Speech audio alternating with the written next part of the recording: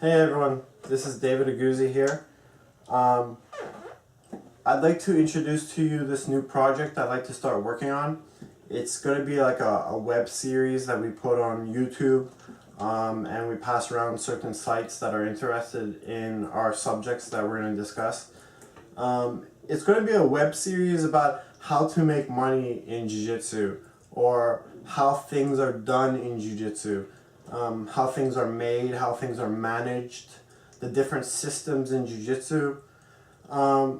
Topics like, for example, like working with venues. How do you book a venue for an event, be it a seminar, a tournament, a university, a high school, even a small room for a meeting place? How do you book venues? How much do they cost?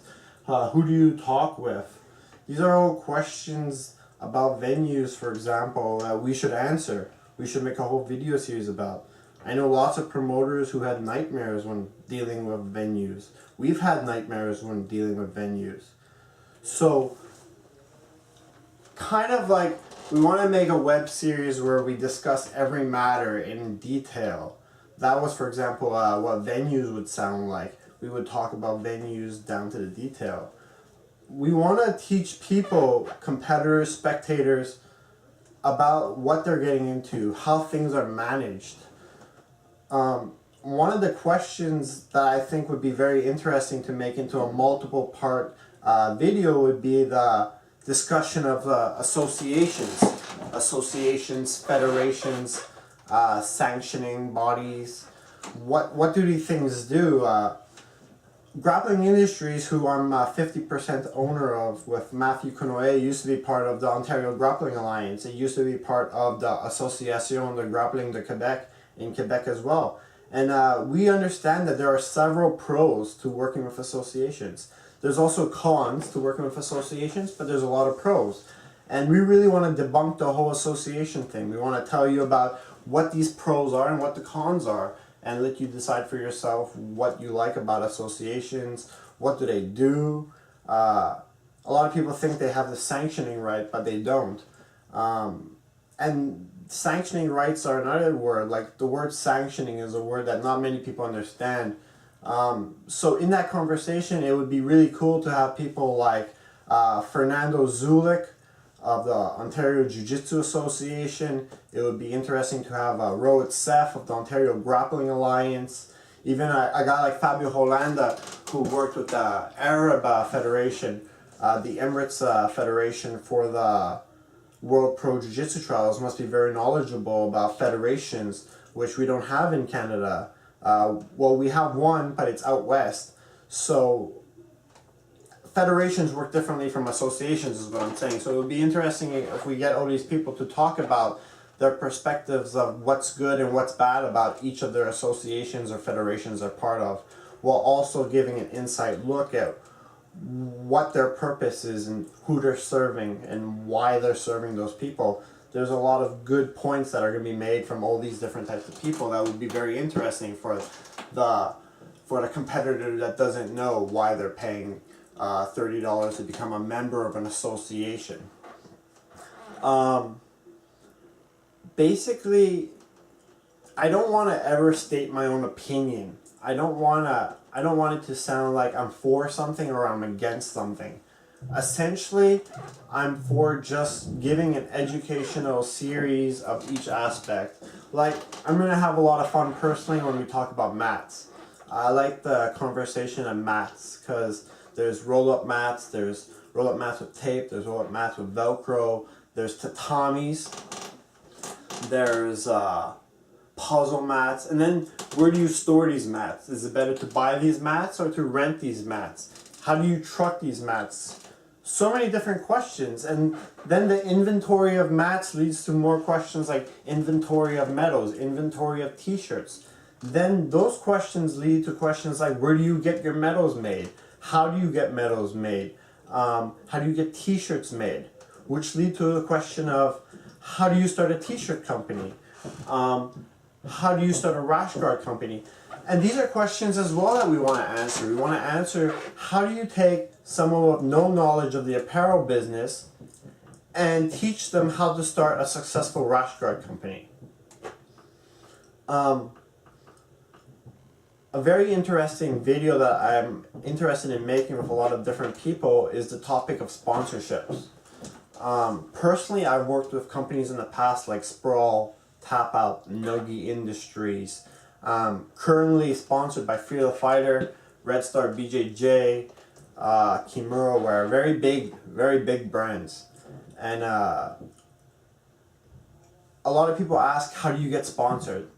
Because competitors, after a certain while competing in the sport, want to find a way how they can do more competitions but not hurt their pocket, you know? And this is a very good point they make. If they're going to compete, how can they compete for free?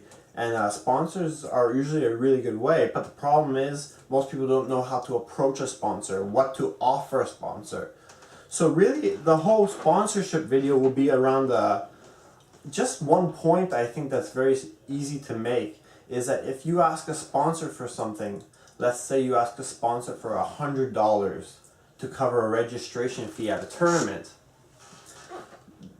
the main point there is, how do you get that sponsor back $100 in sales, $100 in advertising, $100 in referments, $100 in profit?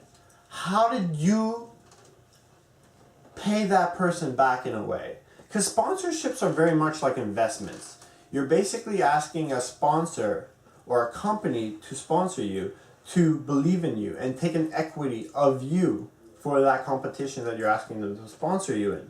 So if you ask me for $100, my goal is to find a way of how I can get $150 out of you without it coming out of your pockets. So you need to make me sales. So I don't know if I broke it down that easily in what I just said, but the whole video about sponsorship is going to be about how do you offer to sponsor something that they actually want. Because they don't want to just put patches on you and you finish first on the podium. That's not what they're looking for. What they're looking for is you to make sales for them. And that's a very important characteristic that we need to talk about. I want to talk about blogs. A lot of people who want these sponsors don't have blogs. They don't have websites. They don't have videos. They don't have highlights. You can't read their results after an event. And blogs help with that. Blogs lead to things like social media, which everybody needs. Gyms, tournaments, apparel brands, they need social media, which leads to the topic of social media from blogs and sponsorship to a topic like, instead of social media, how do you get more attention? That would be paid advertising. So then we're going to talk about stuff like paid advertising, Google, networking online, buying traffic. Facebook ads is a very interesting new one now out. YouTube advertising. It all goes back to traffic. Sponsors, tournaments, gyms, apparel companies, everything we're going to talk about leads back to traffic, because traffic is what's gold in business. In a sense, it goes back to sponsorship and blogging like we're talking about here right now, it seems. If you want me to sponsor you, in a sense, I want the traffic back to know that I'm going to make the sales of what I gave you. Same thing with blogging. If you want people to follow you and you want to be able to monetize your blog, your website, your videos, then you need traffic. And to get traffic, sometimes it's easier to just buy some off the bat, or it's easier to build it yourself and then be able to buy it later, depending on what type of business you're running. We're going to discuss that in another video. I want to talk about stuff that usually hasn't been talked about as well. I want to talk about tracking your inventory, because stuff like buying t-shirts and medals and owning mats and having a gym, you need inventories, you need spreadsheets, you need to know numbers, you need to be decent at math. Before I got into the jiu-jitsu business, I wasn't very good at math. Then I had to really pick math up really fast.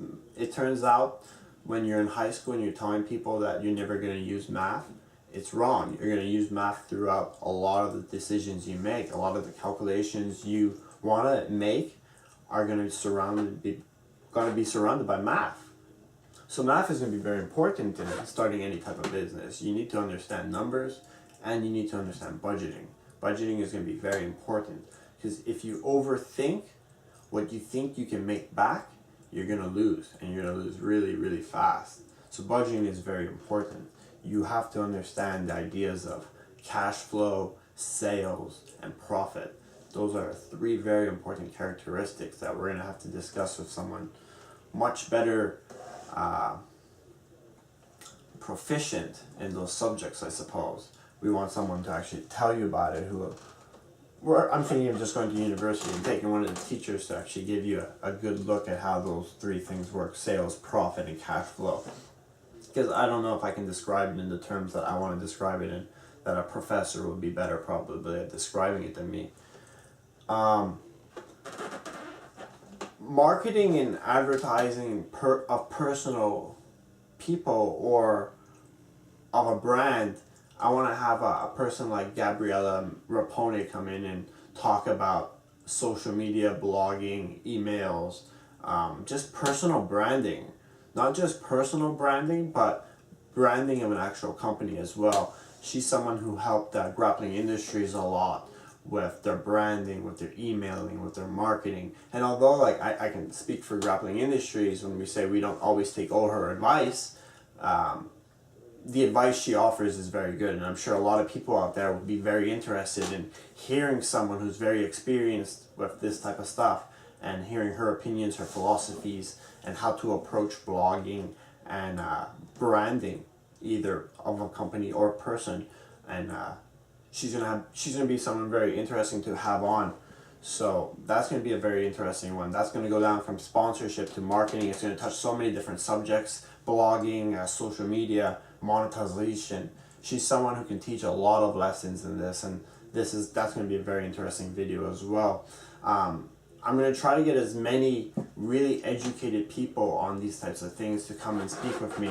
Like I was saying before, Fernando Zulik and Rohit Seth and Fabio Hollanda, and just now with Gabriella Rapone. I'd like to involve as many different people from the jiu-jitsu industry as possible. It would be cool to get guys like Ricardo Mendola, George Brito, Matthew Konoe, of course, Omar Salvosa, Dan Maroney, Tony Isaacs, the list goes on and on. Even Brian Simmons and Kip Kolar and Andre Tenesio.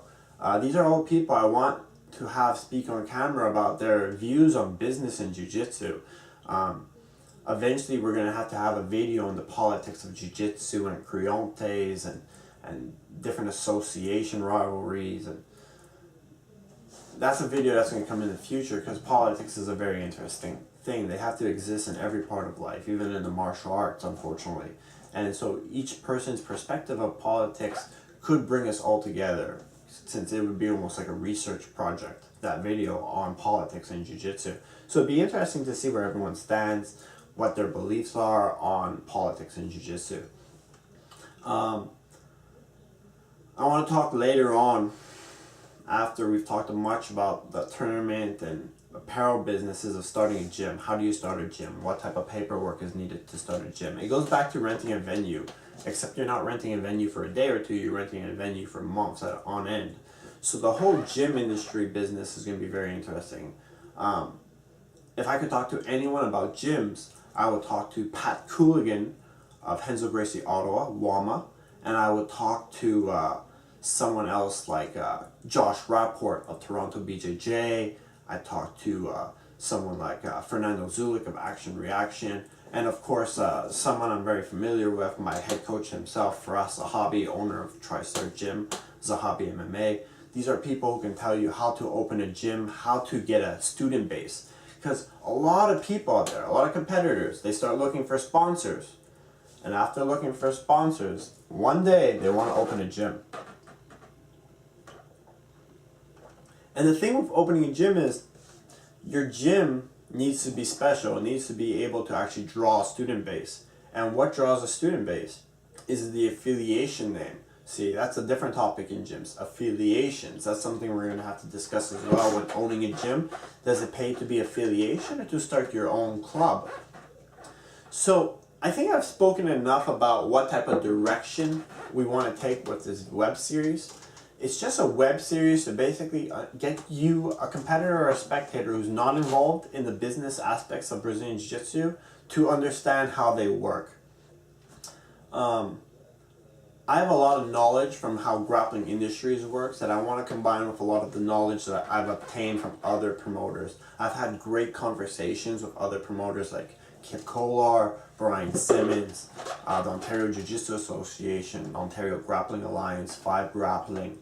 I've had talks with sponsorship companies, apparel companies around the world, and I love the business aspect of Brazilian Jiu-Jitsu. I love how everyone can be against each other or everyone can work together sometimes. It depends on the month almost. Sometimes we're all against each other and sometimes we're all for each other. But at the end, I think we understand we're all on the same side. So it'd be interesting to pull in everyone's perspective of how business in Jiu-Jitsu works. And then break it down by different philosophies into like almost an how to do it yourself kit. I don't want to give you specific numbers of, this is what something's going to cost. I can lay out values, like price ranges for what stuff costs. This is more appropriate, I believe. But I want you to be educated when you watch each video. I want you to watch a video like about how to make your own t-shirts. And I want you to understand it's much easier than you probably believe.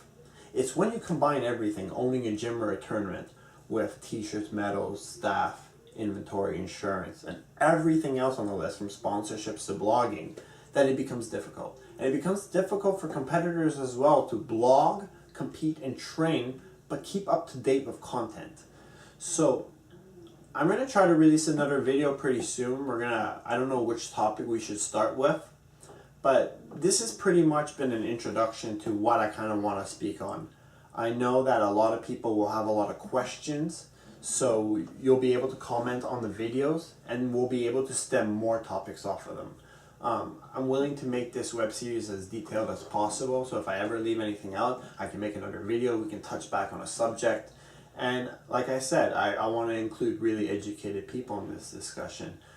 People who taught me a lot about how to run a business, who taught Matthew a lot about how to run a business. And I really want to include, of course, Matthew in a lot of these videos. He's my business partner. So he's the person I'm trying to entertain with my ideas, and I'm the guy he's trying to entertain with his ideas. So that's one philosophy how business works when you have a partnership. And that'll be a very interesting video as well. How do partnerships work when starting a business? A lot of people own a business by themselves. A lot of people own a business with a partner, multiple partners. So I thank you for watching this. I'm going to be making another video, like I said, soon, where we're going to touch on one of the topics we've discussed in. And it's going to be like a web. Once you watch one video, watching the next video will educate you, learning the lessons you took from the first video. I never really wanted to make a video series about teaching you how to actually do Jiu-Jitsu, how to do an armbar, the armbar variations. I always wanted to speak about Jiu-Jitsu, about the stuff people didn't talk about. I don't want to talk about if knee bars should be legal for white belts or blue belts. That's something I'll get someone else to talk about when we talk about the rules of sub-only versus IBJJ. But I want to talk about how's it done, how's it made, where does money come from in Jiu-Jitsu, and how do you have to spend money to make money in Jiu-Jitsu. So I hope that you're interested in watching the next couple of videos and picking it up. It's important that you actually take notes probably during some of these videos of some of the websites, some of the links I'll tell you about during the videos. And if you have any ideas, like I said, just send them to me on Facebook at David Aguzzi, or comment on these videos. Pretty much that. Thank you very much. I hope to see you next time.